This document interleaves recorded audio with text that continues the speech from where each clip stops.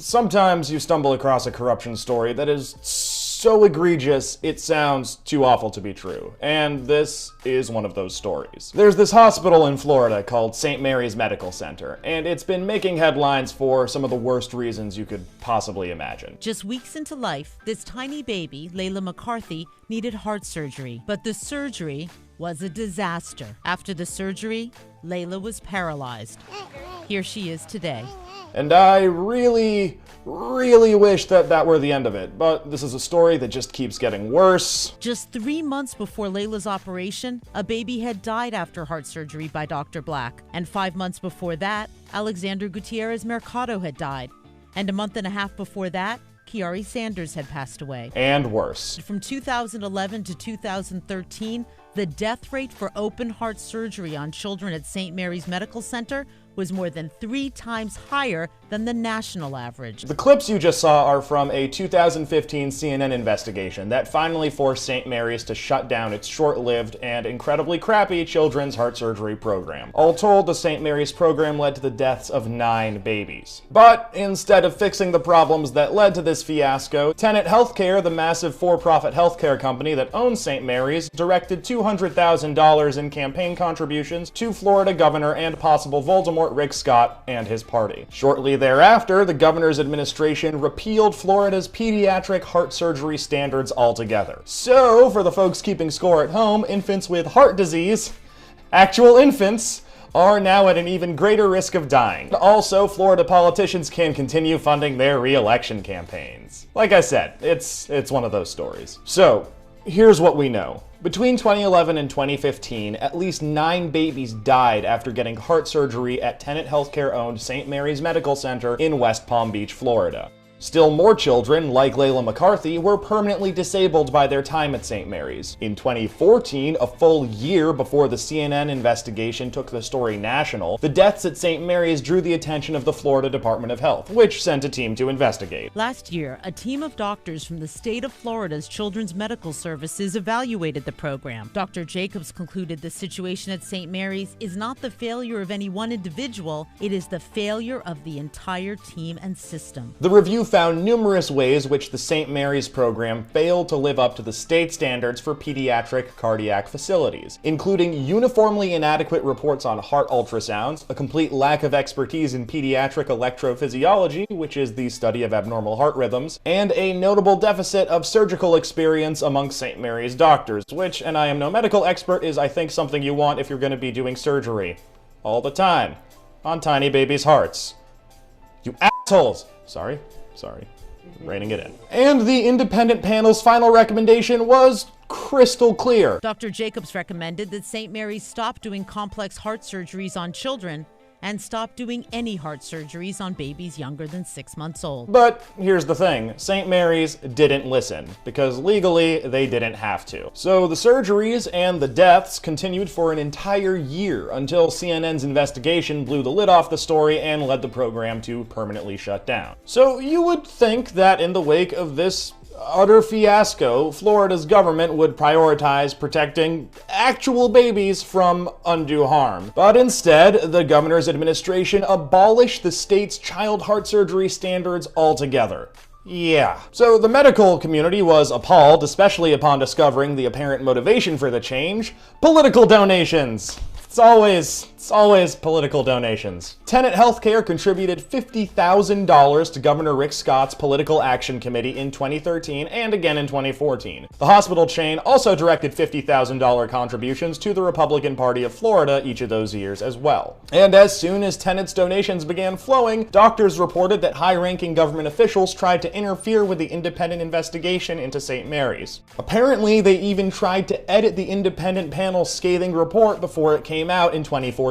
But when doctors refused to let the state interfere, Florida's standards for children's heart surgery were just completely abandoned. And according to the understandably furious community of pediatric heart doctors in Florida, the order to drop the standards came directly from Governor Scott's office. So the St. Mary's tragedy is just the latest example of how dangerously outdated anti-corruption laws have a devastating and very direct impact on people's lives. I mean, here we have a situation where special interests effectively bought public policy, and And, crazily enough, neither Governor Scott nor Tenet Healthcare is likely to face any legal repercussions for their actions because they probably haven't broken any laws. So when we say things like corruption is legal in America, this right here is exactly what we're talking about. We absolutely have to pass laws to prevent clear conflicts of interest like this that come up when special interests like Tenet Healthcare make massive contributions to politicians. Because until we do, tragedies like St. Mary's will continue, and the special interests who stand to benefit will keep getting a free pass. Thank you for watching Follow the Money. If you'd like to see more stories like this one about money, politics, and corruption, please give our old YouTube channel a subscribe. I'll put it at the bottom of the screen here. If you have any questions about what money is doing to our political system or how the whole money in politics game works, you can send them to mailbag@represent.us or tweet at us at represent.us. You gotta spell out the dot. Very important. So send your questions our way and we'll answer them on one of our mailbag episodes.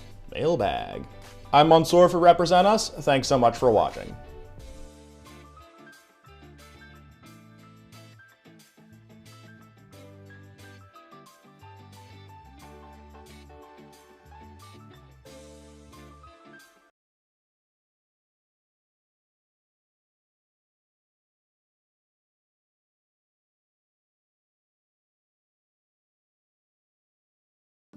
As a newborn, your baby might often have a feed and then go straight off to sleep without any wake time in between.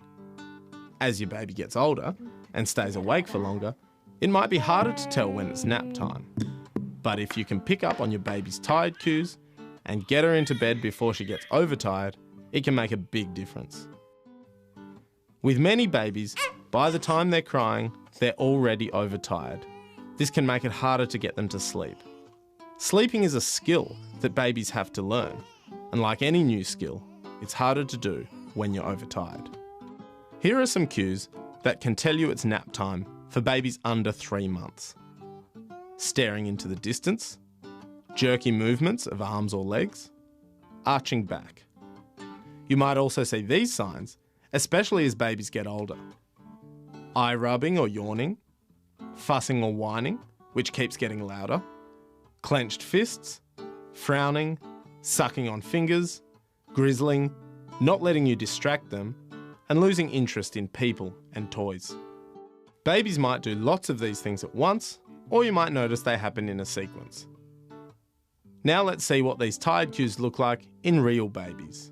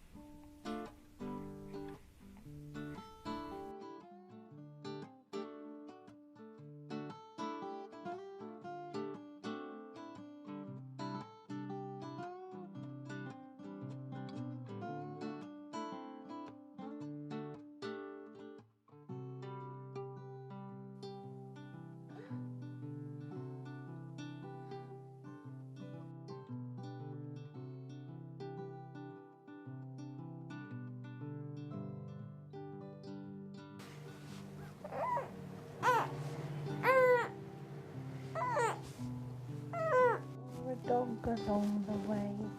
What do you think I heard it say? Bow wow, bow wow, bow wow.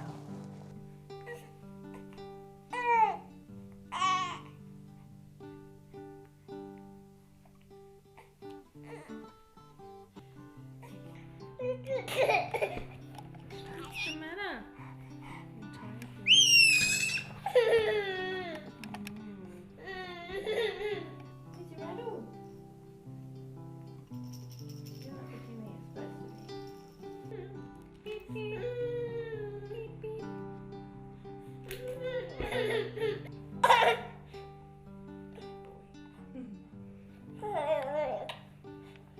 Some experts suggest looking out for the end of happy wake time. This is when your baby starts to fuss after being happily awake for a while. They're funny. This is a good time to try popping her into bed for a nap. If baby gets overtired and hard to settle, try reducing stimulation by making the room dark and quiet. In this situation, it's okay to do whatever it takes to help baby settle. A feed, rocking or patting, or a drive in the car. Then next time, you can try to get baby down for a nap before he's overtired.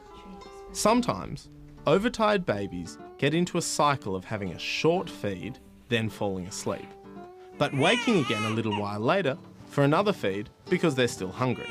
Another short feed and another short nap leaves you both feeling exhausted. To prevent this cycle, avoid feeding your baby to sleep and use his tired signs to get him into bed before overtiredness strikes. Keeping a baby up all day won't help her sleep longer at night.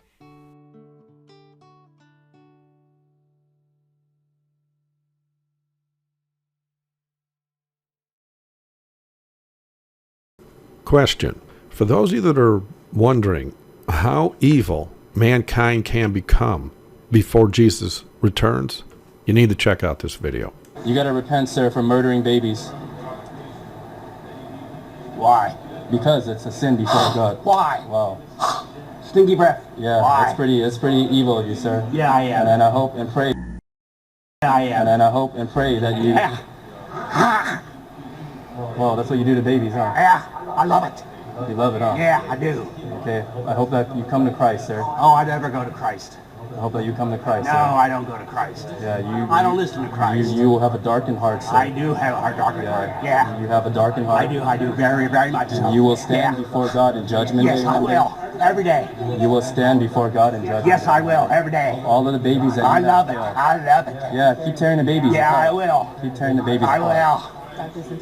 will. Keep tearing the babies apart. Yeah, sir. The babies, their blood streams from the ground. Amen to that. Now, I'm working on a blog entry this morning, and I came across this video, and it just fits in tune with what the blog entry is about. And there's so much evidence now to support that Satanists actually do work in Planned Parenthood. That doctor, that professional doctor, is either possessed, just a simple possession, for him to do that hot breath thing and all those other weird sounds, or he's an actual Satanist. And then here we get this article today, or the other day I got this article, and I posted it on the blog today about the Satanic Temple that wants to join with Planned Parenthood in a pro-abortion crusade, or is actually joining with them. Some time ago, actually it was a while ago, it was last year, August of last year, that I posted a video about an actual former Satanist who admitted that he got a job at an abortion clinic so that he can kill children legally so as to have more power with his incantations and spells. So there you have it. I mean, this is about as evil as it gets. And you might want to check out some of the other links that I post here on this blog, like right here, which says see the pics. You need to take, well, here, I'll just show you really quick. Those are the aerial photos. Well, that's an actual depiction of it, but here's the actual aerial photos of Washington, D.C. You see the pentagram and whatnot. I go into a little bit of detail on this page, but you can get it, like I said, from the blog here on today's entry of June 20th. So it's a lot worse than you think. But to answer the question, how evil can mankind become? Well, we just got a little bit of an inkling from one professional doctor that works for the United States government who kills babies and declares openly he doesn't want Christ, doesn't want anything to do with Christ, and he admits he has a darkened heart. Thank you for watching. God bless.